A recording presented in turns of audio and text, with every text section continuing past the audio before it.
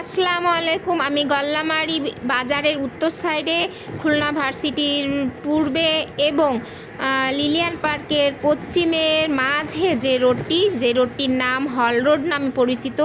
এই রোডটির আসলে সত্যিকারের কি নাম রিয়েলি আমি জানি না, তবে রেগুলার এই রাস্তা দিয়ে যাওয়া আসার সময় আমার মনে একটি প্রশ্ন জেগেছে, যে প্রশ্নটি খুলনা ভার্সিটির বাচ্চা এবং স্টুডেন্টদের কতটুকু নিরাপত্তা বহন করে এই রোডটি। সেই জন্যই কিন্তু আমার এই ভিডিওটা করা।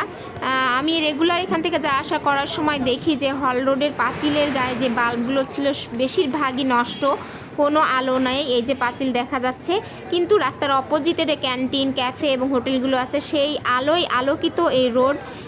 কিছু কিছু আবছা আবছা আলো, কখনো বা স্পষ্ট আলো, কখনো মোটরসাইকেল গাড়ির আলোয় কিন্তু এই রাস্তায় সবাই চলাচল করে। কিন্তু আমার মনে হয় যে এই আলোতে খুলনা ভার্সিটি স্টুডেন্ট এবং বাচ্চারা নিরাপদ নয়।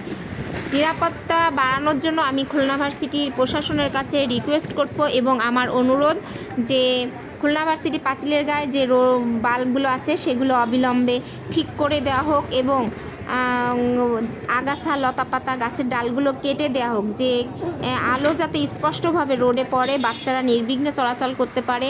কোনো অপ্রীতিকর ঘটনা যেন এই রাস্তায় না ঘটে, সেই ঘটনা ঘটার আগেই যেন আমরা আমাদের বাচ্চাদের নিরাপত্তা দিতে পারি।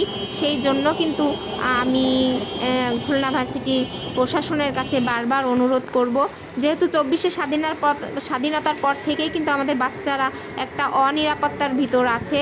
সেই নিরাপত্তা বাড়ানো এবং জোরদার করার জন্যই কিন্তু আমার এই অনুরোধ। আজ এখানে রাখি, আল্লাহ হাফেজ।